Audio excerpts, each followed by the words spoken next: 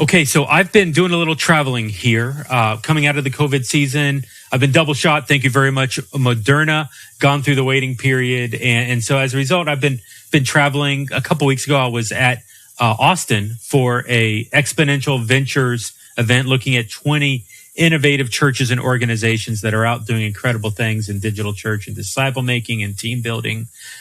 Beautiful, beautiful stuff. Bi-Vocational. Love churches, love organizations that are thinking different and that are innovating, even in the midst of this COVID season. But let me go back another trip earlier. Flew out to Colorado, where I had the chance to sit down with Stadia and spend some time with the planner development team. Craig Whitney is VP of Planner Development, been on this podcast many times, and just really enjoyed actually getting to see some of these people face to face, because honestly, I don't think I had met maybe half the people that were there with the planner development team, because it's been COVID season and I onboarded with Stadia so quickly right before COVID hit.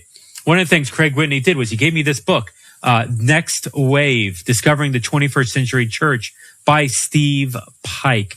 And it was an incredible, phenomenal book. Honestly, like when I'm flipping through this book and reading it, a lot of the thoughts that I've had over the past couple years, I'm actually seeing what's in my head on the pages of this book. So much so, I was like, hey, Craig, I got to talk to the Steve guy. I want to sit down. I want to dialogue with him. I want to learn more. And so had a chance to hear with this podcast episode. We're going to talk about the book throughout here. There's links in the show notes to grab the book. I would encourage you, church planners, maybe churches, existing, established churches that are maybe trying to think different in this new season. Check this out. Listen to what's going on here within the podcast and click on that link and go buy that book. Ultimately, the focus of today's podcast, literally, and I think I said it in the interview, we could go each chapter. I think there's 12, 13 chapters. We could spend a podcast or two just talking about each chapter. Like there's a lot of depth and a lot of innovation and a lot of new ways of thinking looking at his book. But what I really wanted to focus on with this interview comes down to how we are funding, how we are paying for the ministry of the church. I personally have noticed there's been a surge of bi-vocational, co-vocational type people that are interested in planting at least digital churches. And I'm seeing in other spaces. And so what does it mean to be bi-vo, co-vo? Is that an effective way? Are there other ways to pay for ministry, to support the ministry that's happening? Does it all have to be in tithes and offerings when the economy's crashing and up to like sometimes 30, 40% of tithes? Some churches I know are literally down 30, 40%. The economy's hard in some areas, not to mention areas like urban centers where the economy is always hard. And this is really the background of what Steve Pike is bringing to the conversation. He's founder of the Urban Island Project, which often does ministry, always does ministry within those urban centers, and talks in the podcast about how if you get church to work in the urban centers, the church can work anywhere. And so what does it mean? What does it look like to do funding in these urban centers where the tithes and offerings are not going to be flowing? How do we survive? How do we thrive in those areas? And how can we help the community along the way? So we're bringing in Steve Pike, author, Next Wave, Discovering the 21st Century, and also founder of the Urban Islands Project, and myself, Jeff, with theChurch.digital and Stadia Church Planning, in a conversation that I'm calling New Funding Streams for Your Church. Okay, everybody, here you go. I love this book, talking about the next wave, discovering the 21st century church. I was given this by Craig Whitney, VP of Planner Development at Stadia. And, man, I opened up Steve, this is the copy that you gave Craig Whitney. Like, he just was like, hey, Jeff, take this. It was such a good conversation. I was so pulled into it. I think Craig actually felt bad, but he was like, yeah, dude, I want the book. You're going to give it to me like right now.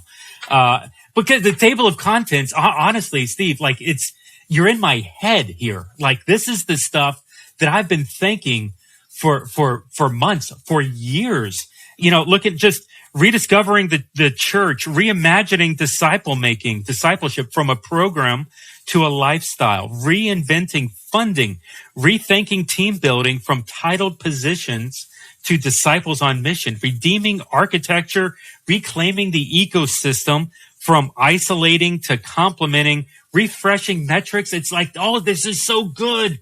This is so needed. This is so necessary is probably a better word in this time. Like, this is beautiful stuff. I want to ask, like, even just to kick it off, where did this come from? What was the experiences in your life that maybe brought you to this point of writing this book?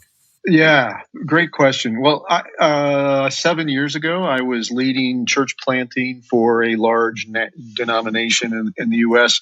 And so I had this vantage point that I could see kind of what was going on from the 40,000 foot level, and started to become distressed about the fact that the church was not going to the hard places, especially cities. And it went from being distressed to being a sense of calling. And I blew up my perfectly good job at the national office with pay and benefits, and said, I'm going to go I don't even know what I'm going to do, but I have to go figure this out. So I plunged into a city and started gathering church people that felt called to the city together, and said, you know what, I don't know how to do this, but you probably don't either, but you're called. Let's figure it out together. And that was the birth of Urban Islands Project. 50 projects later in 17 plus cities, I started realizing there are things we're discovering because being the church in the city has forced us to not do some things that are kind of common to what I call conventional church planning, or 20th century church planning. And I realized one of the problems is we're in the 21st century. It's being invented in the cities. So if you can learn how to be the church in the city, you can kind of learn how to be the church everywhere, because culture is formed here and exported from here. So that was the seedbed for and so I sort of coalesced all of that, everything we've learned from all the people we've worked with. So this is not just me. It's all these people that we've been on a journey together, and we're still. I mean, this is we're in the startup phase, but we just said, you know what we found was everybody had to kind of have a shift from sort of a 20th century way of processing things and doing things to something that's more appropriate for the 21st century. And that's where all this came from. So it's 12 shifts. There's probably more, but these are the ones I figured out so far. Yeah, I love those shifts. And honestly, like the majority of them, I could do like a podcast episode just on that. Like, you and I could become best buds here on the podcast, doing nothing but talking about chapter by chapter through the book. Like, it's really rich. We'll put the link in the show notes. Check it out. Would love for you to process some of this, audience, process some of this as well. But what I really wanted to kind of hone in on, and the thing that I think really fits for us today is in context here with the what was the exact phrasing was I closed the book, but it's the funding, rethinking funding, with that. And so we do here with the Church Digital, we talk a lot about, online ministry, digital ministry, but specifically with digital only church planting. It's an interesting stat. I've probably talked with 100 people over the past year towards planting a digital only expression of church, and easily 75% of them, 75 out of 100, are wanting to do it bi-vocational, co-vocational. Like, it's there. Just to quote, actually, I was speaking to a IT director of a Fortune 500 company who lives up in Canada. And his exact words were, Jeff, why would I want to quit my job and run a church? I just want to run a church while I'm doing my job. Can you help me do that? And so there's this wave of people that I've seen even walk away from full-time ministry to do more of a co-vocational and maybe a bi-vocational approach. And I know you talk about the co-vo and the bi-vo in the book, but you even took a different approach, looking at it more towards like funding the institution. In my mind, I was wrestling with funding the individual, but you took it a step further and said, hey, there's different streams that your organizations need to work through to get towards funding. You want to talk some about that? Absolutely. Yeah, I kind of agree. I mean, the 12 shifts are kind of like 12 kids. It's really not fair to say this is my favorite kid, but But I think this one is the most transformational and most practically transformational. It's such a huge inhibitor, because I hear people talking about church planting and expanding the church, and the first question out of their mouth is, is it normal to, how much do we need to raise to start a church? Is it $500,000? Is it this or that? And so there's already this orientation toward a church being something that requires a lot of upfront. It's almost like similar to starting a business. You got to come up with a bunch of startup capital. There's a bunch of initial startup costs. It's very complicated. And honestly, it's very inhibiting to the rapid expansion of the church, because if everything you start is big and complicated and expensive, you're just not going to start as many. They might be great. I'm not saying that's necessarily a bad thing to do, but it really stops you from going to a lot of places. And my thing, I felt like I was called to crack the code of, was how do you get into urban centers? But it's the same problem for somebody who's thinking about a digital church.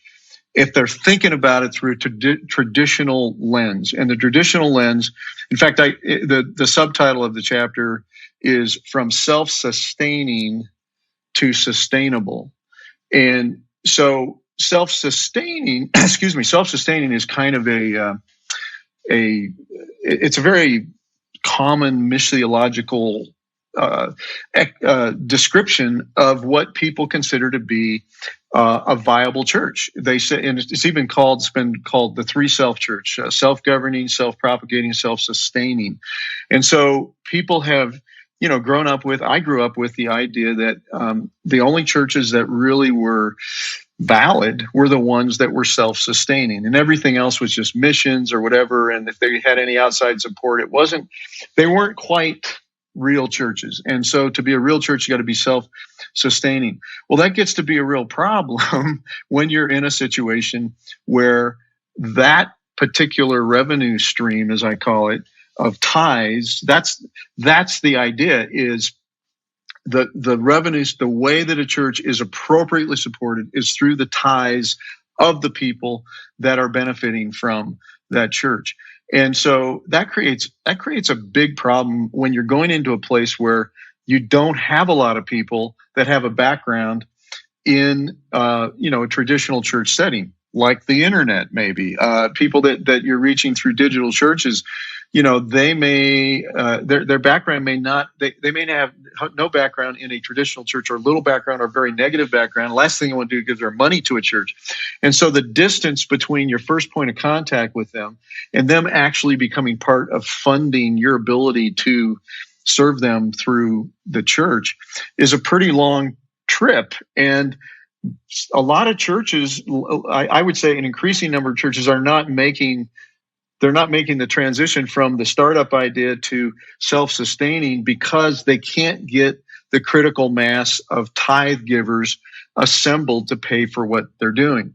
And so that was I realized, okay, we either can't go to difficult places, or we have to figure out that maybe God has other ways of funding the church that aren't just tithes and offerings. Is the tithe and offering idea really sacrosanct? Is that really something that we have to do? If you do a little study of church history, even just reading the book of Acts, those guys were, Paul was making tents, Aquila and Priscilla. A lot of the people in the early New Testament church were doing things that supported themselves and allowed the community of believers to function, that had nothing to do with tithes and offerings. Tithes and offerings are part of it. So out of this, I started studying all the different ways that churches were being funded, and came up with 5 categories of funding that we actually recommend somebody doing anything that is going to be called a church, whether it's an online church or an urban church or a rural church. You got to figure out, how is this church going to be sustainable, including the person. I think you start with the person. That's like, put your face mask on before you put it on your kid, or else you're going to pass out and your kid's not going to have a face mask on. So the idea is, you do need to take care of the catalyst. You got to make sure the catalyst can be in the community, can be available to the community.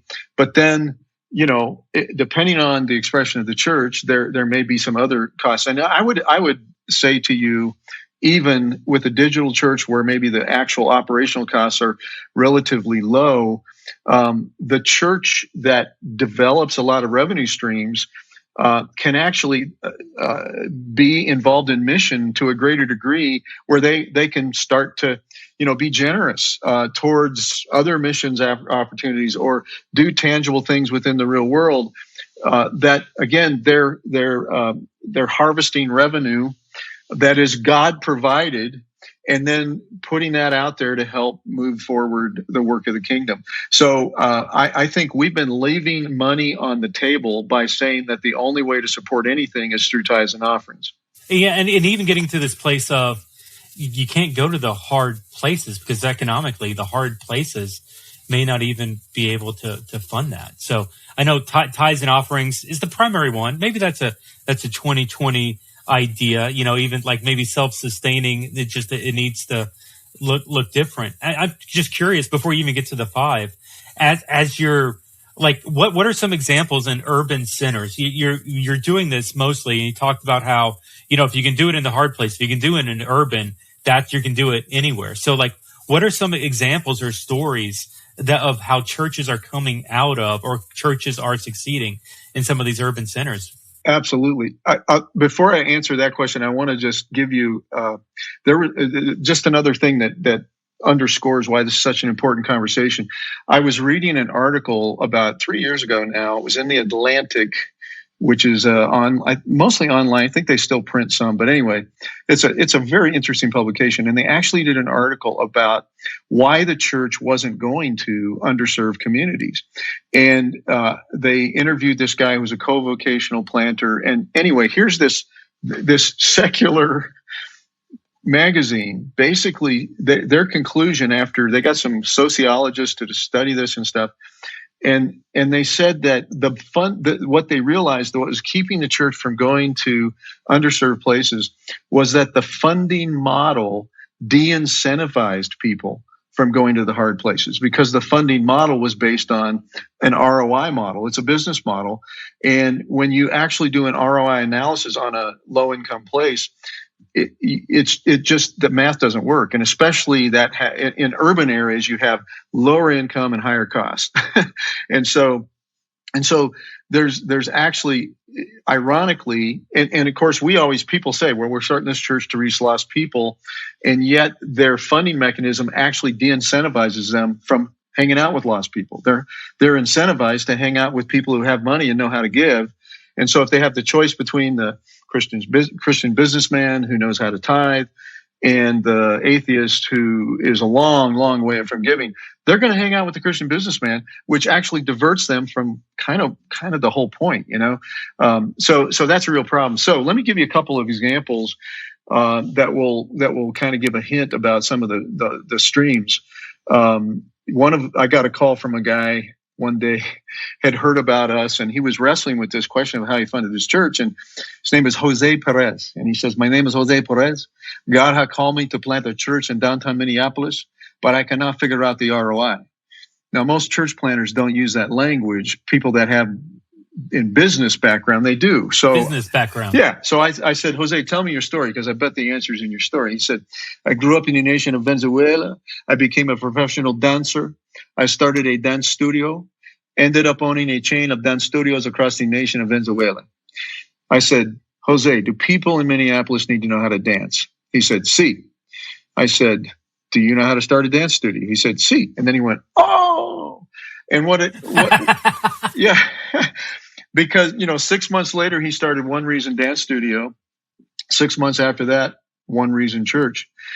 And what he realized, and I realized, was that his ability to think about how the church could be sustainable had been hampered by his missiology or his ecclesiology, the idea that all of the funding had to come from tithes and offerings, and he couldn't make the math work in his head, which he was a smart guy. He actually tried to make the math work.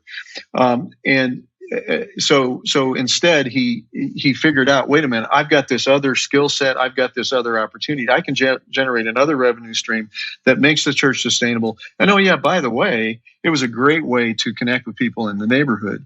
Now the problem is, I don't know about you, but I am not going to be able to start a dance church. I'm going to be I'm going to be in jail for false advertising if I try to start a dance church. So it's obviously that's one example of a model. And the mistake people would make was, okay, well, I can't do that. But I have another friend who started a coffee shop church. Have another friend who started an after-school program that was funded through grants that were not able to be given toward the church. It was by definition, or by the foundations that he was seeking money from were restricted from giving to religious organizations. And so he couldn't start a church using their money, but he could start an after-school program, which bada boom, bada bang, gave them a place to meet and actually some money for staff. And so they were able to start a church in partnership with the after-school program. People funded the after-school program. He made sure it was world-class and great, that satisfied what they were looking for. But then the church used the building and the staff when they weren't using it. So those are just some small hints of how this works. That's beautiful. Jose, it's interesting. Like, there was intentionality in the Minneapolis with the dance. Like, was it one reason that kind of matched up where it was both the dance studio and it was the church. So it was like they were two sides of the same coin. That's beautiful. As my dog jumps into the podcast here. Oh, there you go. I love it. Yeah, no, that's all right. What's your dog's name? My dog is Ray, and she very much is lonely. So she's letting me know that. Yes, it's very sweet. We're totally going to leave this in. That's good. I've got two watchdogs here that are about 15 pounds, and they're sleeping right now, I think. So anyway, actually the win for the one reason example is that, the dance studio provided the space. And, what do you do with a dance? Well, you need a big open space, but you can fill that up on Sunday with chairs if you want to have a traditional gathered church. And so, for him, it was just that they're not only do they meet in the same place, but they sort of, the one reason. There's one reason for this dance studio is teach you how to dance. There's one reason for this church, teach you how to dance with Jesus, Hey, so, I mean, we teased and we talked a little bit about these different stream options. So let's go ahead and talk it through. Like, what are we looking at here with these streams? Obviously, there's the tithes and offerings. I think everybody in any church knows what that's about, and whether it's done during digital or writing the check, or, it's funny. We've done podcasts recently talking about Bitcoin and how to even use some of the new currency and accepting that, and so like that there's a lot of intentionality in churches, and sometimes it's effective in the new economy, sometimes it's not. So maybe explore some of that, like what works and what doesn't work in that. Absolutely. So we'll just go through them one at a time, and I will say, definitely tithing is one of the funding streams. I'm not saying we shouldn't invite people to tithe. In fact, but here's the cool thing. Once you detached the survival of your church from the tithe, then the tithe actually, you're able to appeal to people for the biblical reason of why we tithe. The biblical reason why we tithe is to protect our hearts from materialism. It's, the scripture warns us that, storing up treasure for yourself on earth is not where you want to put it. You want to put it in heaven. And so the reason tithing has always kind of been part of the deal with somebody following God. I mean, all the way back in the Old Testament, that's kind of where the whole idea came from. But it's always been about protecting. It's always been an action. It's a discipleship action. It's a stewardship action. It's not about paying bills. That's what we've made it about. I've literally heard pastors get up and say, hey, folks, you need to be faithful in tithes and offerings so we can pay our mortgage, pay our bills, pay our staff, whatever. And that's a horrible connection to make, because that's actually not the purpose. We give our tithe to God. I mean, they used to bring their tithe, which was like some kind of animal, and kill it and destroy it.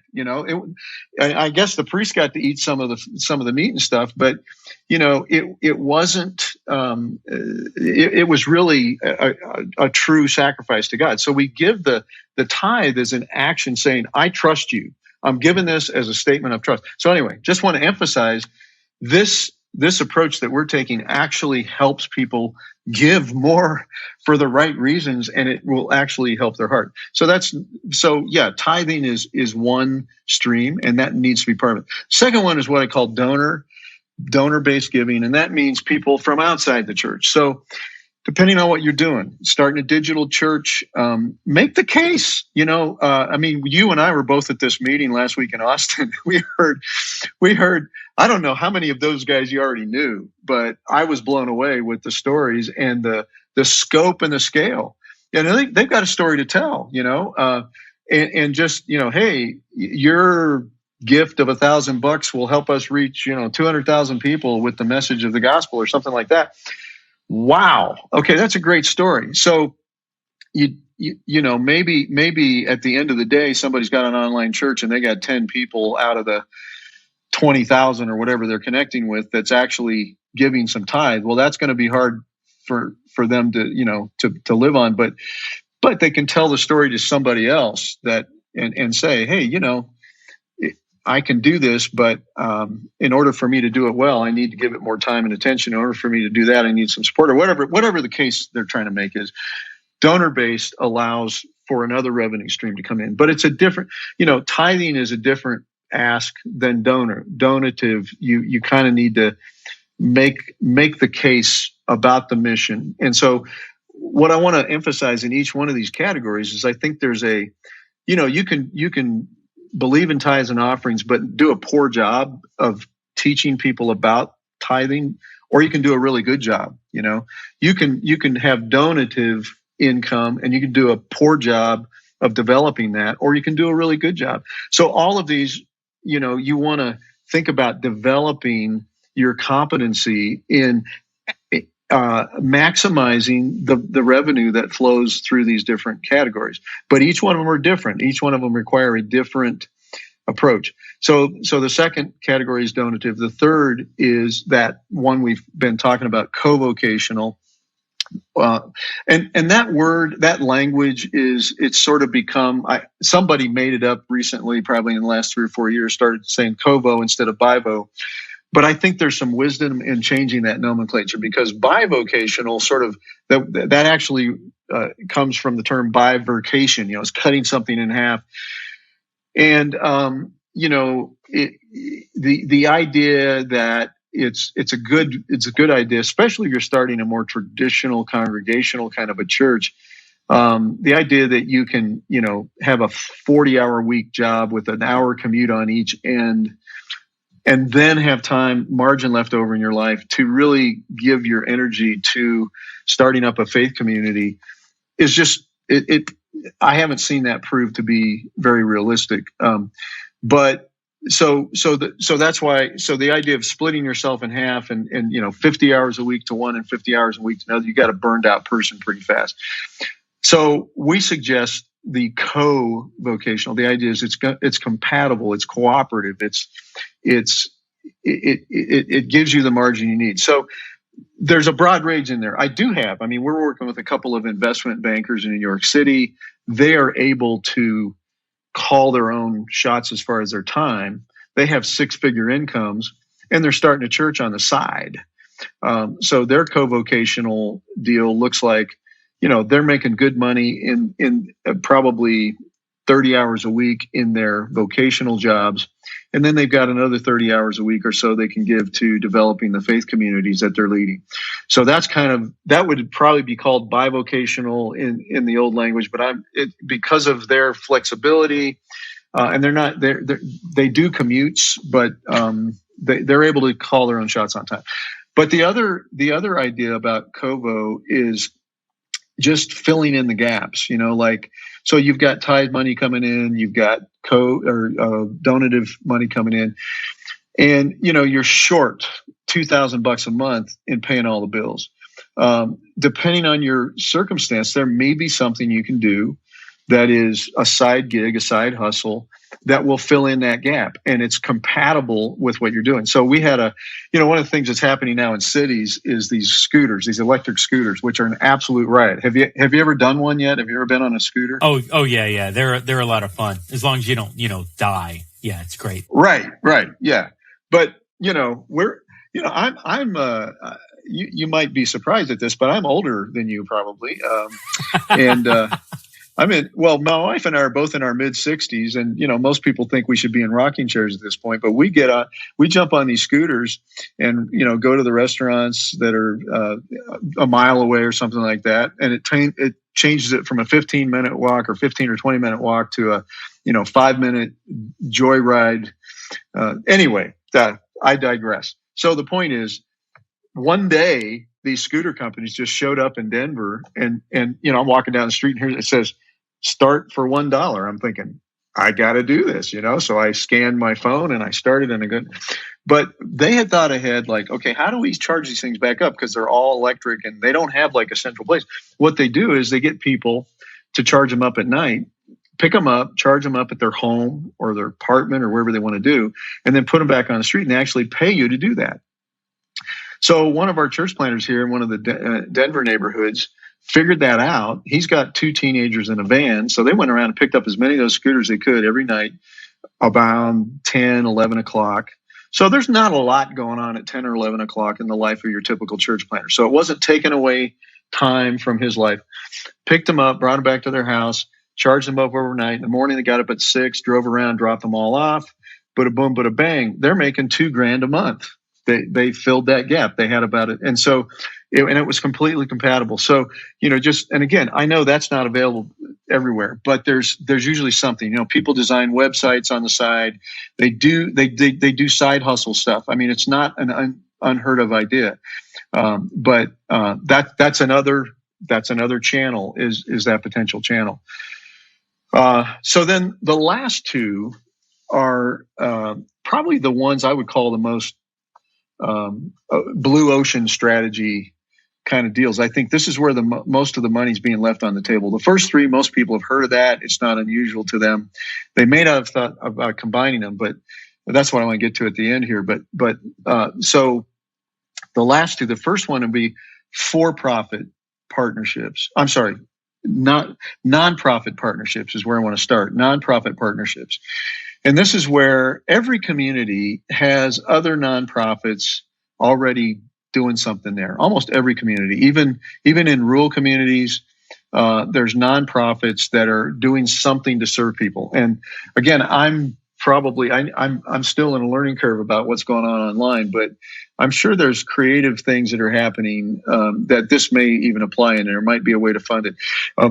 But just talking about, the world I know, like going back to my friend that had the nonprofit, let me back up. There's 2 channels to each one of these. One is you partner with an existing nonprofit. So you go to like a Boys and Girls Club and say, hey, you guys are doing a great work. You've got this building, you've got this gym. We would like to use the gym or use a meeting space or something like that once a week at a time when you're not using it. Could we trade off 10 hours of volunteer time for using that room, or that gym or something one night a week? Most of the time, you're going to be able to find some kind of arrangement that's a win-win for you and for them, and it has all kinds of ancillary benefits, because now you're instead of building a building, all the costs that goes into that, you're actually sharing space with a group that already has connectivity in the community that you're trying to make connections with, all that kind of stuff. It's just, there's so many good things that come out of those. But then sometimes you go into the community and you realize there's a gap. There's something missing. There's something that needs to be happening that's not happening. And you do the research and you realize, yeah, there's a cry for this. But it's not the church. It's something else. So that's where my example of the guy that started the after school program. He went around in the neighborhood, first of all, just trying to figure out how they could cut down on crime. And they realized a lot of the stuff was happening between 4 and 6. The parents weren't home from work yet. The kids, the inmates were running the asylum. And so they said to him, hey, if you guys did something with the kids between 4 and 6, that would get them off the street. It would cut down on the crime. Sure enough, all of that did. And so once he started that after school program, actually, when he started it, that's all he was going to do, was just start the after school program. Some of the kids started coming to faith in Christ through their relationship with him. And then he realized, maybe there's a church happening here. And so he already had the building for the meeting to take place, and the kids are already used to coming there. So it was just an easy switch.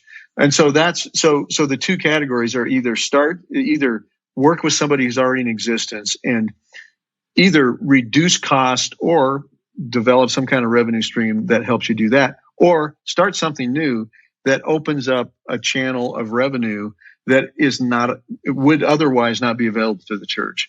That's the nonprofit category, and then the for-profit is what we talked about with my friend Jose, and that is the idea that look for compatibility with.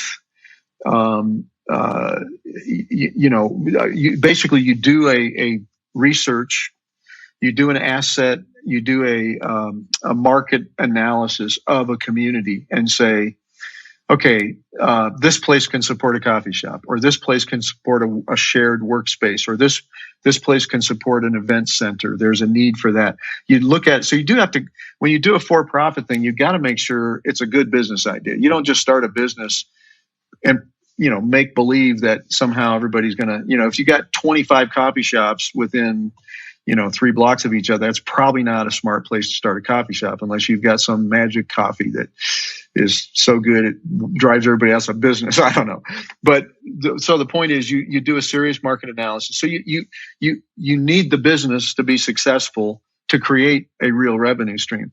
But in Jose's case and the other modification, so you can actually, let me back up and say, you can actually activate business people in your team and say, hey, why don't you guys look at the opportunities here and start a business, and let's make it part of the ecosystem of supporting the church. And, maybe you give 10% of your profits every year to the church, but they're starting a business, they're providing a good and service that people in that neighborhood, that community actually want, or they're helping somebody. Some of these underserved communities, you've got really sharp people that have just never had an opportunity to make things happen, and they can, get into a business startup training thing and actually start a business, and they do it in connectivity to the church, and that generates some revenue in their direction. Or you can actually do, like, again, the benefit of the dance thing was the dance, basically, it's oversimplifying it, but basically the dance studio provided the building for the church to meet in, and the church provided the revenue for the pastor to pay his salary. So there's a symbiotic relationship that happens with coffee shop churches. I know churches that they're a coffee shop all week, they're a commercial coffee shop, they're making good money, and then on the weekends they're a place where the church meets. So those are the five revenue streams. Yeah. So just to kind of review: tithes and offerings, donor-based streams, co-vocational streams, nonprofit partnerships, and then for-profit partnerships. Yeah.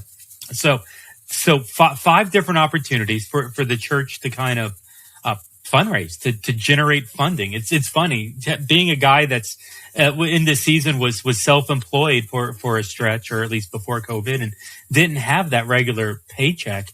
There were seasons of my life personally where let me try to generate however many side hustles, revenue streams as possible, and kind of have even just gotten into my own life where it's like, hey, I don't want just one revenue stream. I want multiple in case something happens. And so just for personal economics feels that way within the organizations. All of a sudden now you're bringing in a lot more opportunity for the church once again to get outside of its physical or virtual building and to engage more into the community that's around it. Here's my question coming off this. Typically, the lead pastor of a church is probably like the best communicator. Someone who can stand up on that stage, in that pulpit in front of tens, hundreds, thousands, however many people, and exude scripture and communicate a message, preach a sermon, whatever the context. Some of what you're describing here, are we classifying like what a new lead pastor needs to be thinking that way? Is this our church planners? We need to diversify. We need to trust people that do have knowledge. Like, what does this operatingly look like? Hey, yeah, I want 3 revenue streams and one of them is going to be a for-profit business. That's hefty. That's not just like, taking the, after school daycare. There's a lot that's involved in that. So talk to me a little bit here, just maybe some of the practicality of this. Yeah. Well, yes. So I want to say one more thing in general that sort of helps me answer your question. And that is, one of the ways to think about this is like the worst mistake anybody could make is say, okay, I'm just going to start a business and that's going to be the sole support of the church. You're back to the same problem you started with, which is you only have one revenue stream. And so what I'm recommending to people is they think about this like they do with investing. If they're doing any kind of investing, everybody knows that you want to have what? A diversified portfolio so that you don't have all your eggs in one basket. And so what the way that the new lead pastor needs to think about is instead of thinking, okay, what I've got to do is find a bunch of people, take them through Dave Ramsey's course so they know how to tithe, and that's the magic bullet that's going to help the church be sustainable, and use their gifts, their communication skills and all that stuff to just pull revenue out of that one thing. Instead, like you were just alluding to, and actually this is a much healthier way to lead. And I actually heard I was on a call earlier today and they said, don't lead a team, lead out of a team. And what that means is you're harnessing or you're harvesting or you're empowering or you're activating the wisdom in the team. And if you don't have that wisdom, that's who you're looking for, So, going back to, again, I kind of alluded to this to begin with, you want to do the best job of helping people have a healthy, biblically sound theology and practice of tithing. You don't want your church to be weak on tithing. So what do? You do expose them to whatever, Dave Ramsey or whoever else, and you do teaching and stuff like that. So most pastors, that probably is most leaders that have been raised in the church, born and raised in the church, that's probably their strong point is teaching on tithes and offerings. But then, so what I would recommend is, hey, what if you actually looked for somebody to lead the charge in all 5 categories? So somebody who's going to be your specialist on donative giving. Maybe you can be the specialist on tithing, or you get somebody else to even do that. Somebody to think about co-vocational and explore the options there and just be scanning the horizon for the opportunities. And that is, again, the cool thing is some of those co-vocational opportunities actually they can help people in the church find jobs. I've heard about churches that started a business that was like a renovation business as one of their revenue streams. Well, that also ended up providing jobs for people that they were leading to faith in Christ and that kind of stuff. So the economic benefit can start to grow exponentially if you've got somebody sort of taking point instead, and like you say, not just simply saying, well, we're going to have 3 revenues, we're going to start a business. Have you ever started a business? No, I never have, but I'm going to do it. Whoa, slow down, dude. Find somebody that has at the very least and talk about it with them. And so I actually had that happen where I had a planner I was working with and he told me, I'm just going to start a coffee shop. I said, have you ever done that? No. Well, okay. Find somebody that has and just talk to him. And he came back to me and goes, man, I don't think I should try to start a coffee shop. That's not an easy thing to do. So, what we're talking about here is not easy, but I will say if you do it, it's better. And if you do it out of a team, it's even better. And so you find somebody who's got, entrepreneurial business background. They've started businesses before, and either ask them to partner with you and start a new business or coach somebody, find a young leader that is wanting to, learn how to start businesses and stuff. And what that also does is, it helps us break down the divide between the sacred and secular and recognize, good business is actually a godly thing. It's not good when you provide a good and a service at a price that's reasonable, and there's a reasonable profit being made. That is a blessing to a community.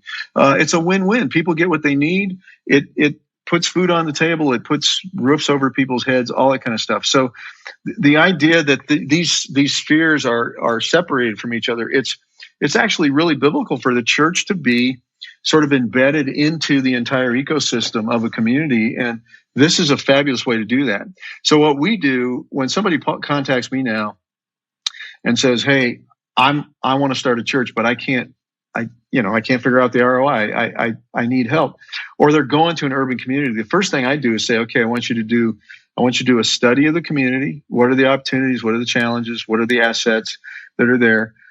Talk to some business people, explore options for starting businesses, explore options for partnering with for-profit or nonprofit organizations, look at opportunities for co-vocational, and create what a 5-year business plan that harvests revenue out of all 5 of those revenue streams. See if you can do that. See if you can figure that out." Now, you know what that does at first is it slows them way down, because usually when they talk to me, they're already, "We're going to be moving next week, and, we're going to start holding services in 2 weeks from now," or something like that. Well, you can do that if you want, and hopefully it works out. But what I say is slow down, take your time. It might take you 6 months, even a year, to do a really good business plan of how you're going to be sustainable, and then whatever it is God's called you to do is going to be sustainable in that context that you're called into. And we all know it. Well, maybe if you don't know, I'll say it out loud. Business plans are a plan. Plans will change, but it's way better. So, I've never seen a business plan that everything plays out exactly perfectly the way that the developer of the business plan said it was going to happen. They might say it's going to take us 2 years to get here, and it really takes 3. Or they could say it's going to take us 2 years and it only takes 1. So things adjust. But going into a community where you have a plan and your plan is diversified dramatically increases the probability that what you're going to do is going to be sustainable, and you're going to be able to be there for the long haul and really be a blessing to the people in that community or that sphere of influence that you're trying to serve. Which again, I think most of this can easily be transferred over to thinking about sustaining a digital church. And that's what I think. I don't know if we said this already, but I think there's money left on the table that even a digital church can end up with some ability to be generous, that if they don't get intentional about harvesting revenue, they just won't have that opportunity. So one of the things I love about digital churches is the cost tends to be lower, because you're not needing to, pay rent and all that kind of stuff. Or the operating costs are way dramatically lowered, which means if you can generate more money, that's more money to be generous with and be on God with his mission. Yeah. And it's funny that a couple of digital churches, Lux Digital Church right now, Mark Lutz was one of the guys that presented there at the Exponential Ventures thing. One of their donors gave a full year of operating costs up front. Said, "Hey, year 1's covered." And so what they're doing is, hey, any money that comes in over the course of the first year, we're giving it away to mission partners. And they highlight and be a part of. Actually, when Mark was presenting in Austin, he had one of his mission partners preaching at the digital church on Wednesday night, because their services are Wednesday night. And so it's not, hey, let's keep or even let's stockpile. Mark is very aggressive towards, hey, we're going to give away this money for the kingdom, and how that looks to a bunch of non-Christians, really like secular people who are called to Christ, how they're being so generous with money, giving it to worthwhile organizations and not stockpiling it. I mean, that's a huge win for the kingdom right there. And I love what you're talking about here. It's funny, within Stadia, we use the term multimodal. There's different models of church, and any church out there should do multiple models. So physical, digital, micro, like we're challenging them to diversify their strategies. And really, I mean, essentially what you've done is the same thing from a funding perspective. Let's diversify the funding of it. And in the heart of digital, when we talk about being multimodal, is find people that are knowledgeable in an area, disciple them to the place that you trust them spiritually, and then release them to go do what they know how to do. And you're not that far away from that, even in this funding perspective. Find people that understand the for-profit, the nonprofit, the donor, which is really a whole thing into itself if we're serious about it on that. Trust yourself to find that Bi-Vo or that co-vo. I like co-vo so much better. That co-vo job, and try to, all of a sudden now you're diversifying the funding that's coming in. Economy goes bad one way. Yeah, that may affect one stream, but you got a couple others. So it's not the proverbial end of ministry and you're having to shut down doors because the economy hit a rough spot. You've got protection with this diversification. I love this. Absolutely. Though I wanted to ask, because we've been talking about church plants. We've been talking about digital churches. Now, listen, I can tell you friends, I can tell you churches that 10%, 20% of their employees are no longer working there. Like, whether they were furloughed, they were let go. There's been a lot of turnover within church markets right now. Now, some churches are doing well, some churches are not. And so the reality is that there's a lot of churches out there that could need funding help. I'm willing to bet they're going to struggle to adopt some of these ideas just because, the struggle to teach an old dog new tricks sometimes. Maybe I'm speaking out of turn. What advice would you give to an established church that maybe is 30% down in tithes right now because of whatever the reason? When you're talking about diversifying, when you're talking about trying to do something different, how can we apply these principles to existing churches? Yeah. Well, one of the assets that a lot of existing churches have that are usually underutilized are the business people, are the people that know how to, start businesses or run businesses or whatever. And unfortunately, we look to them. Like you mentioned, this one guy who's paid for the whole year. I mean, everybody wants to have that guy in their church, but a lot of times all we do with that guy is ask them for their money. And instead of just asking for their money, what if we said, hey, we've got a problem. We're down 30% and it doesn't look like that's coming back. We need to diversify. Here's some ideas. You know how to start is it possible? Is it even feasible for us to start a business? Here's what's happening. Give them, they can share an example of the dance church or something and say, is there any way we could do something like that? Now, again, you've got to be prepared for these are, I would say maybe the donor could be semi-fast, but everything else is a little bit slower. It takes a while for the revenue to show up. So you have to have a longer developmental thing. But anyway, nevertheless, the point is, just like we've been talking about, the answer is probably sitting in the pew, being underutilized and being frustrated by that because they're going, yeah, I'll give, but they might be able to help you figure out how to activate things you never thought about. You also might have people that are active in nonprofits within the community and you've never connected the dots.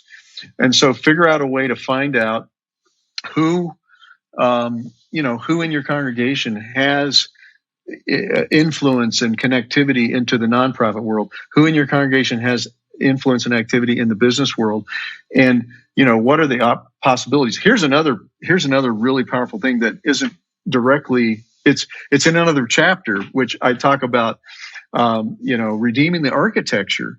And one of my friends is Sarah Joy Propay, who has a company called Proximity Project. And what she does is help churches with existing property figure out how to optimize that property for ministry and for revenue. And so her company will come in and look at what you got, look at your community and say, hey, you guys could start a work share location here or a meeting space. You could, here's some ways you can generate revenue using your building that right now is just, not being utilized at all. And so there's an opportunity. It's kind of another revenue opportunity in activating the property that churches own. So some of these churches that are They've got a building, and it's all they use it is maybe Sunday morning. Some of them may have a Sunday night thing, maybe a midweek thing. And the rest of the time, the building's just sitting there unoccupied. So that's another thing. I would put a team together from the congregation and say, hey, how do we activate our building? Reach out to somebody like Sarah Joy Propay and the Proximity Project. That's what they do, is they actually help churches activate their space and use their space effectively. So those are some suggestions. Sure, there's going to be resistance. That's the other thing. I would not get up in front of the congregation and say, hey, we're going to start doing 5 revenue streams, and they may freak out. But find people within the congregation that you trust, that are mature, that you can have a side conversation with, and let's start exploring this stuff. And just start there. Let's explore the possibility. And then once you know, hey, wait, this could really turn into something, then you can appropriately start sharing it with the church. And by then, the answers that some of the naysayers will have, you may have good answers that, oh yeah, we did a market research. There's a need for thus and so, and we're able to do it. And it has the potential of generating, $20,000 a year or something to fill in the gaps in our budget, Yeah, I love that. We'll include contact info for Sarah and the Proximity Project in the show notes. It's fascinating to me, like talking about just activating the building. I think it was at that Austin venture event, but somebody made the statement, it's like every church building has an incredible kitchen that never gets used. And so like even that, utilizing that kitchen for some purposes outside and generating that revenue, you've got so much asset and capital kind of invested into that with equipment that you're not utilizing, chances are. Well, yeah. So yeah, that opens up, one thing I didn't go into, but like micro businesses, like using, so you have somebody who's a baker or something in your church, and instead of her having or him having to go, purchase an industrial thing, just say, okay, yeah, you can use this, and, we'll give us 10% of your profit. I mean, nothing wrong with that. Now, I will say one thing I do want to say, some of this stuff, you definitely want to talk with a lawyer about because you want to structure everything in a way that doesn't put at risk your nonprofit status. You want to make sure that you're doing you want to be within the law. And most of us, again, that's the problem. Most pastors don't know that much about law. We don't know that much about running businesses. And so reach out to, hire a lawyer, or if you have, that's another opportunity, activate a lawyer in the church. Hey, we're thinking about this. Is there anything we need to do, or how do we structure ourselves so that we're not getting ourselves where we're going to have a problem, the self-inflicted problem, Yeah, chances are you're going to need to like mark off the square footage of that kitchen, and you probably have to figure out how to pay like tax. I've known a church that had like this awesome food truck kind of area and was generating revenue off that percentage of, micro business, what you're describing. And then a couple years later was like, oh, you mean we're supposed to pay taxes on that? Oh, darn, didn't know that. So yeah, there's flip sides to that. It's really good to know that up front, yeah, because you can just factor that in. And I certainly would not have the attitude, well, we shouldn't have to pay. Hey, that's if you're making profit, that's the way the economy works, and don't be a problem. Don't create a problem. Well, Steve, this has been a great conversation. I'm having better understanding these 5 principles, these 5 methods for generating revenue. We'll include all that in the show notes, links to your books and things like this. But as we're landing the plane, just any closing thoughts? Well, my personal opinion is I don't think this is necessarily prophetic, but I do believe that within 10 years, churches that are operating only on tithes and offerings as their only source of revenue to support themselves are going to they won't be around much longer. I think everybody's going to have to pivot in this direction, regardless of where you're at. And so I would encourage people. Mark DeMoss has written a great book, The Coming Economic. Forget what the title is, but it's Mark DeMoss, and it's a great book. He talks about a lot of these same ideas, and he's suggesting the same thing, that the way we've been funding the church is going away, and we've got to find a different way to fund the church. So I would just urge every leader out there who feels pretty secure and like, oh, we're doing fine, everything's great. I don't think that's going to continue, and I would urge you to start looking into this right now so you don't get caught in a situation where it's threatening to the survival of your church. Yeah, I would agree with you. I think we're going to see the tax evaluations and the nonprofit status and the donor tax exemptions. I think a lot of that's going to be going away in the foreseeable future. And in those moments, church, I don't know that we fight. I think that we diversify and we find other ways to survive. And so Steve, what you're talking about is, I think it's going to be laying the foundation for truly the 21st century church, exactly as your book describes that next wave. Well, hey, this has been a great conversation. Steve, thanks for jumping on this. And so we've got all your info in the show notes. Feel free to check that out. But for Steve, this is Jeff with theChurch.digital and with Stadia Church Planning. Thanks for joining here on the podcast, and we'll see you next time on the show. You all have a good day.